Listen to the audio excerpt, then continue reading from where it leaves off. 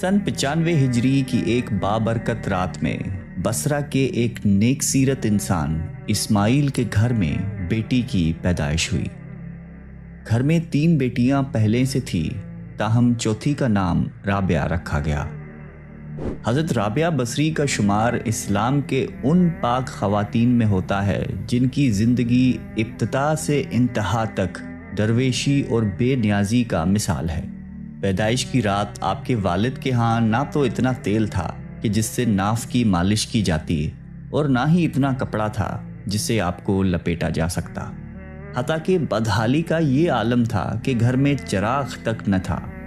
آپ کی والدہ نے والد سے کہا کہ پڑوس میں سے تھوڑا سا تیل مانگ لاؤ تاکہ گھر میں کچھ روشنی ہو جائے، تو آپ صرف ہمسائے کے دروازے پر ہاتھ رکھ کر واپس آ گئے اور کہنے لگے کہ دروازہ نہیں کھل رہا ہے، کیونکہ آپ یہ عہد کر چکے تھے کہ خدا کے سوا کبھی کسی سے کچھ نہیں مانگوں گا۔ رابعہ بصری نے جب ہوش سنبھالا تو والد کا سہارا ان کے سر سے اٹھ گیا، اور قحط سالی کی وجہ سے آپ کی تینوں بہنیں بھی آپ سے جدا ہو کر نہ جانے کہاں مقیم ہو گئیں۔ آپ بھی ایک طرف کو چل دی اور ایک ظالم نے پکڑ کر زبردستی آپ کو اپنی کنیز بنا لیا اور کچھ دنوں کے بعد بہت ہی قلیل رقم میں فروخت کر دیا، اور اس شخص نے اپنے گھر لا کر بے حد مشقت آمیز کام آپ سے لینے شروع کر دیے۔ ایک مرتبہ آپ کہیں جا رہی تھیں کہ کسی نامحرم کو اپنے سامنے دیکھ کر اتنے زور سے گری کہ ہاتھ ٹوٹ گیا۔ اس وقت آپ نے سر بسجود ہو کر عرض کیا کہ یا اللہ، میں بے یار و مددگار پہلے ہی تھی اور اب ہاتھ بھی ٹوٹ چکا ہے، اس کے باوجود میں تیری رضا چاہتی ہوں۔ چنانچہ ندائے غیب آئی کہ اے رابعہ، غمگین نہ ہو، کل تجھے وہ مرتبہ حاصل ہوگا کہ فرشتے بھی تجھ پر رشک کریں گے۔ یہ سن کر آپ خوشی خوشی اپنے مالک کے یہاں پہنچ گئیں، اور آپ کا یہ معمول رہا کہ دن میں روزہ رکھتی اور رات بھر عبادت میں صرف کر دیتی۔ ایک شب جب آپ کے مالک کی آنکھ کھلی تو اس نے حیرت سے چاروں طرف دیکھا، اور اس وقت ایک کونے میں آپ کو سجدے میں پایا اور آپ کے ارد گرد نور دیکھا، جبکہ آپ اللہ تعالیٰ سے یہ عرض کر رہی تھی کہ اگر میرے بس میں ہوتا تو ہر وقت تیری عبادت میں گزار دیتی، لیکن چونکہ تو نے مجھے غیر کا محکوم بنا دیا ہے، اس لیے تیری بارگاہ میں دیر سے حاضر ہوتی ہوں۔ یہ سن کر آپ کے آقا بہت پریشان ہو گئے اور یہ عہد کر لیا کہ مجھے تو اپنی خدمت لینے کی بجائے الٹی ان کی خدمت کرنی چاہیے۔ چنانچہ صبح ہوتے ہی آپ کو آزاد کر دیا اور فرمایا کہ آپ یہیں قیام فرمائیں تو میرے لیے باعث سعادت ہے، ویسے آپ اگر کہیں اور جگہ جانا چاہیں تو آپ کو اختیار ہے۔ یہ سن کر آپ حجرے سے باہر نکل آئیں اور ذکر و شغل میں مشغول ہو گئیں۔ آپ شب و روز میں 1000 رکعت پڑھا کرتی تھی اور گاہے بگاہے حضرت حسن بصری کے واعظ میں بھی شریک ہوتی۔ ایک روایت میں یہ بھی ہے کہ ابتدا میں آپ گھاتی بجاتی تھیں، بعد میں توبہ طائب ہو کر جنگل میں گوشہ نشینی اختیار کر لی۔ آپ نے علوم ظاہری حاصل کرنے کے لیے کوفے کا رخت سفر باندھ لیا، جو اپنے وقت میں بہت بڑا علمی مرکز تھا۔ وہاں سے پہلے انہوں نے قرآن حکیم حفظ کیا، اس کے بعد درویشی اور حدیث کی تعلیم حاصل کی۔ اتنی مہارت حاصل کی کہ آپ کا وعظ سن کر بڑے بڑے محدث اور فقیہ حیران رہ جاتے تھے۔ ان کی بارگاہ معرفت میں بڑے بڑے علماء اور صوفیہ حاضر ہوتے تھے۔ ان میں سر فہرست امام سفیان ثوری ہیں، جنہیں امیر المومنین فی الحدیث کہا جاتا ہے۔ اس کے علاوہ حضرت مالک بن دینار رحمۃ اللہ علیہ بھی حضرت رابعہ بصری سے نہایت عقیدت رکھتے تھے۔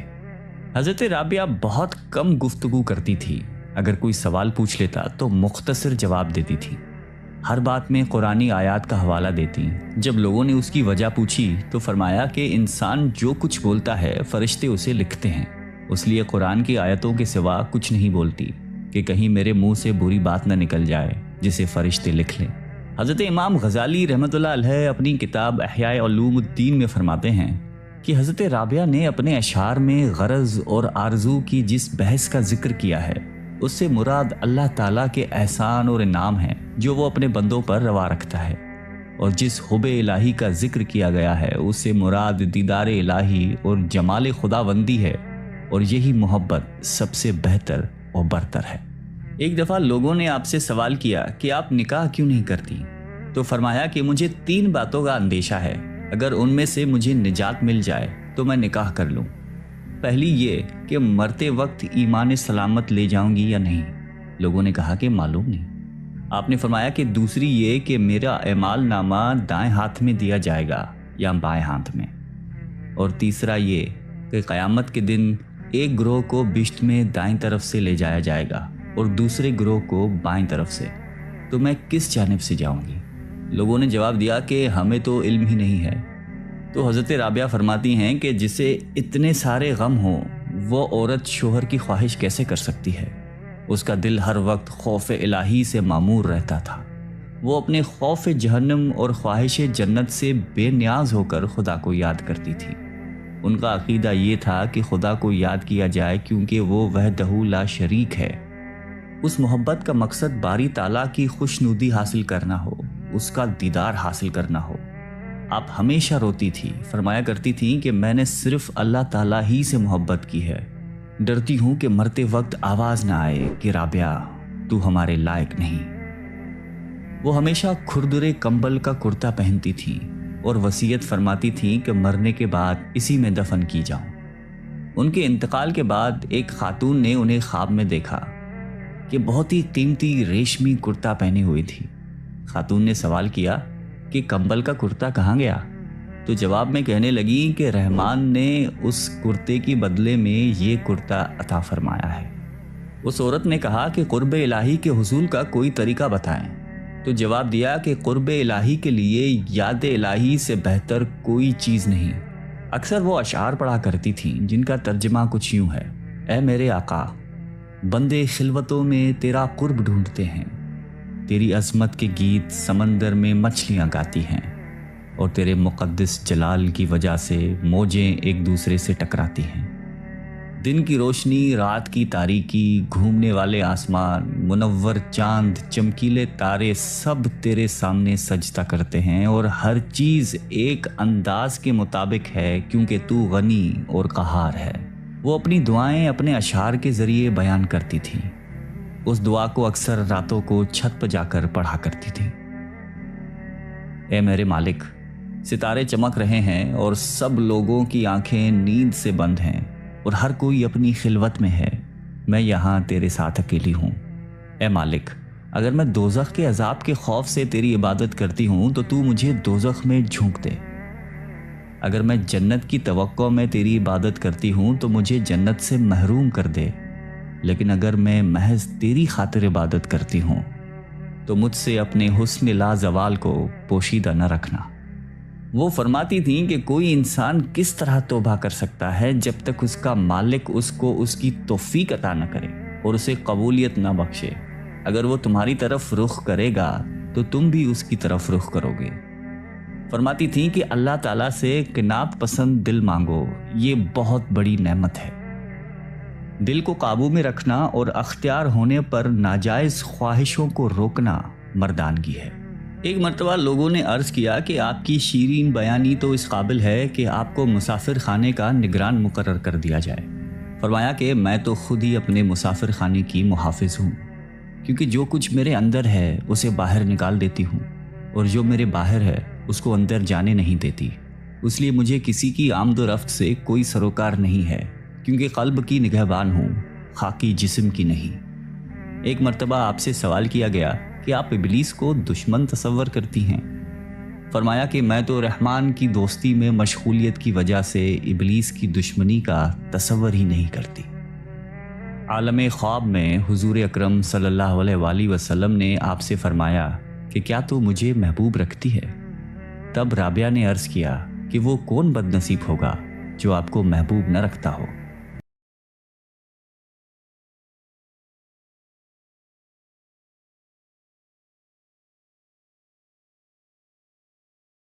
لوگوں کے اس سوال پر کہ محبت کیا شے ہے، آپ نے فرمایا کہ محبت ازل سے ہے اور ابد تک رہے گی، کیونکہ پورے عالم میں کسی نے اس کا ایک گھونٹ تک نہیں چکھا، جس کے نتیجے میں محبت اللہ تعالیٰ میں ضم ہو کر رہ گئی۔ ایک مرتبہ کسی نے سوال کیا کہ آپ جس کی عبادت کرتی ہیں کیا وہ آپ کو نظر بھی آتا ہے؟ تو فرمایا کہ اگر نظر نہ آتا تو عبادت کیوں کرتی؟ لوگوں نے جب آپ سے سوال کیا کہ خدا بندے سے کس وقت خوش ہوتا ہے، فرمایا کہ جب بندہ محنت پر اس طرح شکر ادا کرتا ہے جیسا کہ نعمت پر ادا کرتا ہے۔ آپ اکثر فرمایا کرتی تھی کہ صرف زبانی توبہ کرنا جھوٹے لوگوں کا فعل ہے، کیونکہ اگر سچے دل کے ساتھ توبہ کی جائے تو دوبارہ کبھی توبہ کی ضرورت پیش نہ آئے۔ پھر فرمایا کہ معرفت توجہ اللہ کا نام ہے، اور عارف کی شناخت یہ ہے کہ وہ خدا سے پاکیزہ قلب طلب کرے، اور جب عطا کر دیا جائے تو پھر اسی وقت اس کو خدا کے حوالے کر دے، تاکہ حجابات حفاظت میں محفوظ رہ کر مخلوق کی نگاہوں سے پوشیدہ رہیں۔ حضرت صالح عامری اکثر یہ فرمایا کرتے تھے کہ جب مسلسل کسی کا دروازہ کھٹکھٹایا جاتا ہے تو آخر کار کسی نہ کسی وقت کھول ہی دیا جاتا ہے۔ رابعہ بصری نے آپ کا یہ جملہ سن کر سوال کیا کہ آخر وہ کب کھلے گا، کیونکہ وہ تو کبھی بند ہی نہیں ہوا۔ یہ سن کر حضرت صالح کو آپ کی دانش مندی پر مسرت ہوئی اور اپنی کم عقلی پر رنج ہوا۔ کچھ لوگ زیارت کے لیے حاضر ہوئے تو دیکھا کہ آپ دانتوں سے گوشت کاٹ رہی ہیں۔ انہوں نے سوال کیا کہ آپ کے یہاں چاقو چھری نہیں ہے جو دانتوں سے کام لے رہی ہیں؟ فرمایا کہ میں محض اس خوف سے چاقو چھری نہیں رکھتی کہ کہیں وہ میرے اور میرے محبوب کے رشتے کو منقطع نہ کر دے۔ ایک مرتبہ آپ نے 7 شب و روز مسلسل روزے رکھے اور شب میں قطعاً آرام نہیں کیا، لیکن جب 8ویں دن بھوک کی شدت کی نفس نے فریاد کی کہ مجھے کب تک اذیت دوگی، تو اسی وقت ایک شخص کھانے کو کوئی شے پیالے میں لے کر حاضر ہوا۔ آپ لے کر شمع روشن کرنے اٹھیں، اسی وقت گر کے ٹوٹ گیا۔ اس وقت آپ نے ایک دل روز آہ بھر کر اللہ تعالیٰ سے عرض کیا کہ میرے ساتھ کیا معاملہ کیا جا رہا ہے۔ ندا آئی کہ اگر دنیاوی نعمتوں کی طلبگار ہو تو ہم عطا کیے دیتے ہیں، لیکن اس کے عوض میں اپنا درد تمہارے قلب سے نکال لیں گے، اس لیے کہ ہمارے غم اور غم روزگار کا ایک قلب میں رہنا ممکن نہیں ہے۔ یہ ندا سنتے ہی دامن امید چھوڑ کر اپنا دل دنیا کی محبت سے اس طرح خالی کر دیا کہ جس طرح موت کے وقت مرنے والا امید زندگی ترک کر کر قلب کو دنیاوی تصورات سے خالی کر دیتا ہے۔ اور اس کے بعد آپ بھی دنیا سے اس طرح کنارہ کش ہو گئیں کہ ہر صبح یہ دعا کرتی کہ اللہ مجھے اس طرح اپنی جانب متوجہ فرما لے کہ اہل جہان مجھے تیرے سوا کسی کام میں مشغول نہ دیکھیں۔ حضرت عبد الواحد عامری بیان کرتے تھے کہ ایک مرتبہ میں اور حضرت سفیان ثوری رابعہ بصری کے مزاج پرسی کے لیے حاضر ہوئے تو کچھ ایسے مرطوب ہوئے کہ لب گشائی کی ہمت ہی نہیں ہو سکی، حتیٰ کہ رابعہ نے خود ہی فرمایا کہ کچھ گفتگو کیجیے، تو ہم دونوں نے عرض کیا کہ اللہ تعالیٰ آپ کا مرض دور فرما دے۔ رابعہ نے فرمایا کہ اللہ تعالیٰ آپ کا مرض دور فرما دے، اور میں اس عطا کردہ کرشمے کا شکوہ کیسے کر سکتی ہوں، کیونکہ یہ کسی دوست کے لیے بھی مناسب نہیں کہ رضائے دوست کی مخالفت کرے۔ پھر حضرت سفیان نے پوچھا کہ آپ کو کسی شے کی خواہش ہے؟ فرمایا کہ تم صاحب معرفت ہو کر ایسا سوال کرتے ہو، اور بصرہ میں کھجور کی موجودگی کے باوجود 12 سال سے کچھ کھانے کی خواہش ہے، لیکن میں نے محض اس لیے نہیں چکھی کہ بندے کو اپنی مرضی کے مطابق کوئی کام نہیں کرنا چاہیے، کیونکہ رضا الہی کے بغیر کوئی کام کرنا کفر کے ہم معنی ہے۔ پھر حضرت سفیان نے اپنی دعا کے لیے درخواست کی تو فرمایا کہ اگر تمہارے اندر حب دنیا نہ ہوتی تو تم نیکی کا مجسمہ ہوتے۔ انہوں نے عرض کیا کہ یہ کیا فرما رہی ہیں؟ آپ نے کہا کہ سچ بات کہہ رہی ہوں، کیونکہ اگر ایسا نہ ہوتا تو تم کم عقل باتیں نہیں کرتے، اس لیے کہ جب تمہیں یہ علم ہے کہ دنیا فانی ہے اور فانی شے کی ہر شے فانی ہوا کرتی ہے، اس کے باوجود بھی تم نے یہ سوال کیا کہ آپ کو کس شے کی خواہش ہے۔ یہ سن کر سفیان نے مہوے حیرت ہو کر بارگاہ الہی میں عرض کیا کہ یا اللہ میں تیری رضا کا جویا ہوں۔ رابعہ نے فرمایا کہ تمہیں رضا الہی کی جستجو کرتے ہوئے ندامت نہیں ہوتی جبکہ تم خود اس کی رضا کے طالب نہیں ہو۔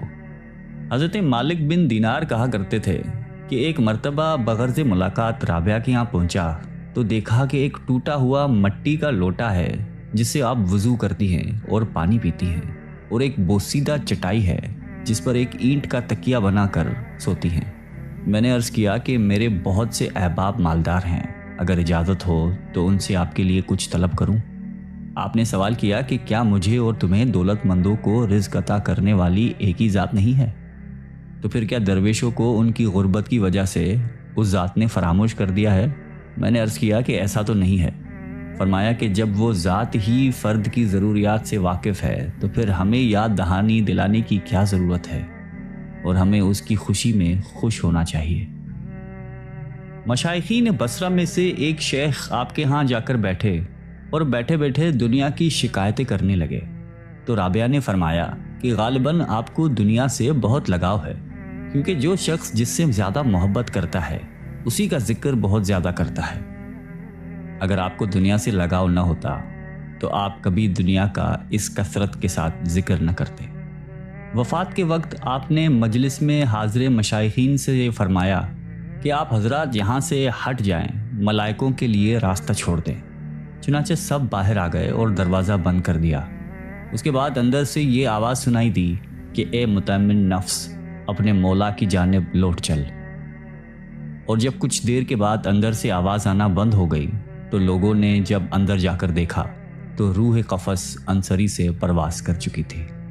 مشائقین کا قول ہے کہ رابعہ نے خدا کی شان میں کبھی کوئی گستاخی نہیں کی اور نہ کبھی دکھ سکھ کی پرواہ کی، اور مخلوق سے کچھ طلب کرنا تو درکنار، اپنے مالک حقیقی سے بھی کچھ نہیں مانگا، اور انوکھی شان کے ساتھ دنیا سے رخصت ہو گئیں۔ انا للہ و انا الیہ راجعون۔ اللہ تعالی ہم سب کو قلب سلیم عطا فرمائے اور قرآن اور حدیث پہ چلنے کی توفیق عطا فرمائے، آمین۔